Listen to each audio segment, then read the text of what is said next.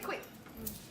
Hi everyone, it's Violet from Alfred's Point Inspired Lifestyle, and we're here today talking about some of the amazing oracle cards we got in from Lucy Cavendish and Nari's Starseed, some beautiful little cards in from there.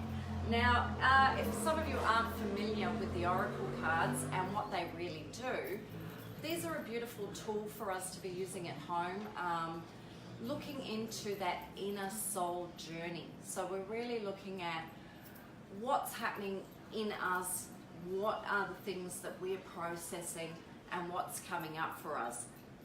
And the reason I really love Lucy Cavendish's work, and this is, she does the soul journey so beautifully, and she has some amazing, what I like to call spreads that she's designed in her Alice in Wonderland cards. She basically does what I like to call going down the rabbit hole, and that's really looking at ourselves going into this kind of internal soul journey, which I think right now a lot of us are looking for the meaning of things and the journey that we're taking personally in our lives and the way that we're heading forward. And so I look at oracle cards as this really beautiful ability to have a reflective state.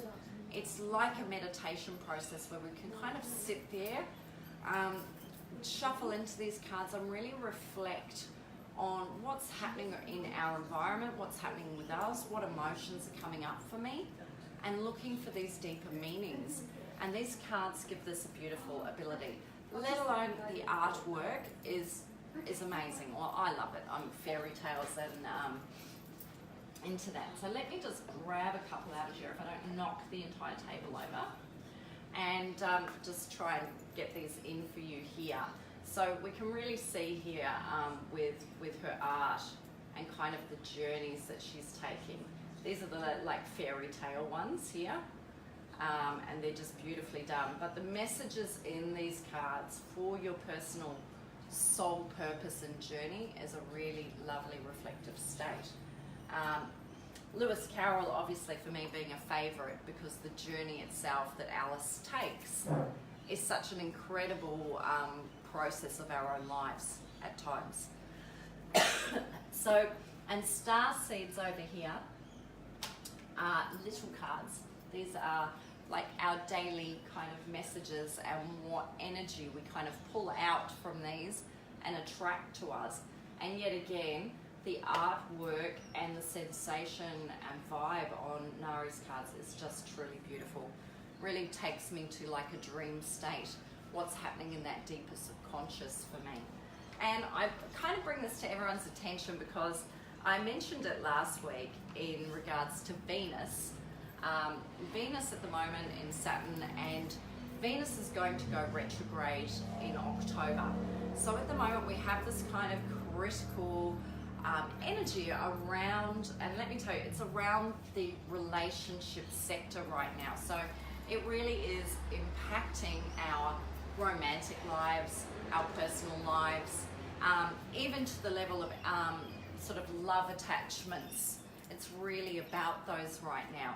So at the moment we've kind of got this powerful moving forward energy with relationships. What's happening? Where is this going? It's a great time, you know, kind of nutting out the little details in relationships.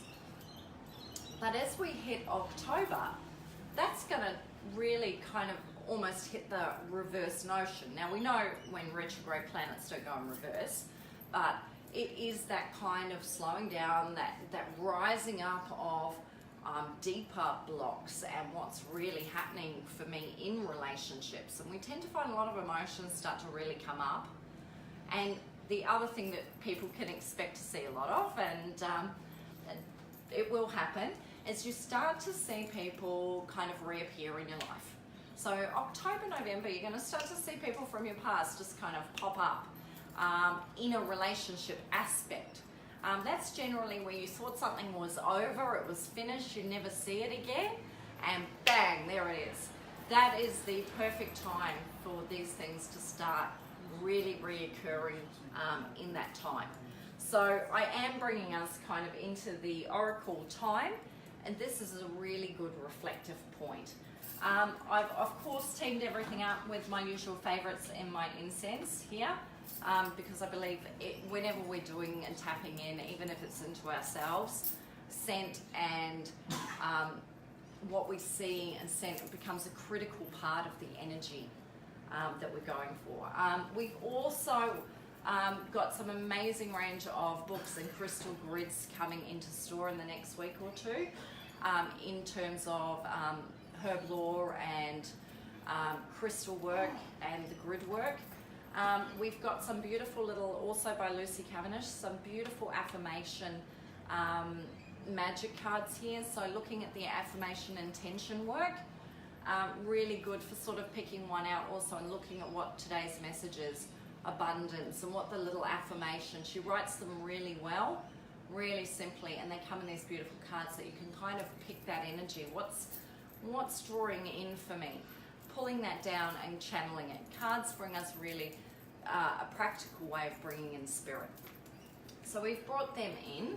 I put, because the weather's so beautiful at the moment, and so this is my little novelty, and I just, as I said to you, I love sensory things because it really brings in energy. So I've put in some of our beautiful little sun catchers here, as we can start to spend more time in Mother Nature and more time grounding. And I love those things that catch the light and really bring reference to we're here and we're allowing the spirit to really come into us. Lots of exciting things coming up, just a bit of housekeeping.